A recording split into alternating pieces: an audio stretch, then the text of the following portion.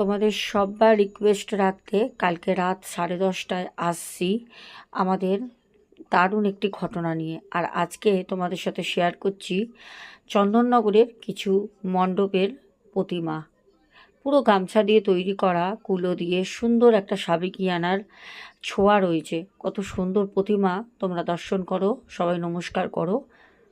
Hello বন্ধুরা, আমরা এসেছি চন্দননগর, বলেছিলাম আসবো আজকে সপ্তমী। এখানে গাড়িটা রাখলাম এই যে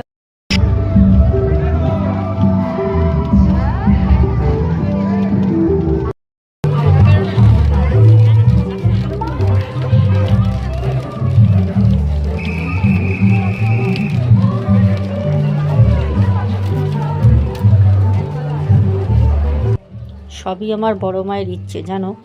আমরা প্রত্যেক বছর জগদ্দল ঘাট পার হয়ে নৌকা করে ওপার হয়ে আমরা প্রত্যেক বছর প্রতিমা দেখি। এই বছরে আমরা পুরো অন্যদিকে যাই। আর কালকে দুর্ধর্ষ একটা ওখানে ভয়ঙ্কর অ্যাক্সিডেন্ট হয়ে গেছে, বৃষ্টি ঝড় এত পরিমাণে হয়েছে, মণ্ডপ ভেঙে পড়েছে।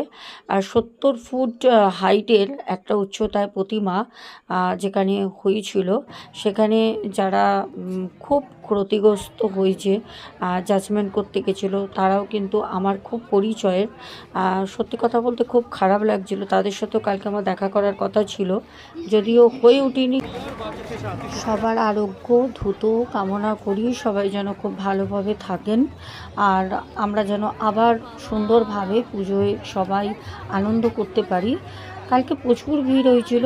আর এটা বলে রাখি, আগামীকাল কিন্তু আমাদের বাংলা চলচ্চিত্র জগতের, তোমরা সবাই কমেন্ট করেছিলে যে ওনার ঘটনা, ভৌতিক ঘটনা তোমরা শুনতে চাও। কালকে রাত ঠিক 10:30টার সময়, আমার যদিও রেকর্ড হয়ে গেছে, কিছু কারণবশত একটু শারীরিক প্রবলেমের জন্য আজকে এডিটিং করতে পারিনি কমপ্লিট, তার জন্য ঠিক কাল রাত্রেবেলা 10:30টায় ঘটনা আসে, কেউ কিন্তু মিস করবে না।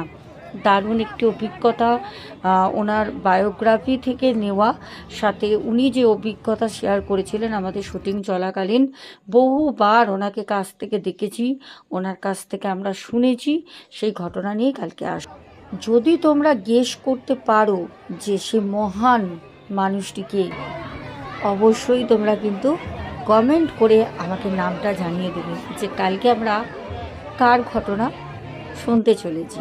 এখনের মতো শুভরাত্রি, সবাই আনন্দ করো, ভালো থাকো। ভালোই ঘুরছি, সব পেছনে পড়ে আছে। আর হ্যাঁ, কমেন্ট করতে কিন্তু ভুলো না যে কালকে কার ঘটনা গেস করতে পারছো, শুনবো।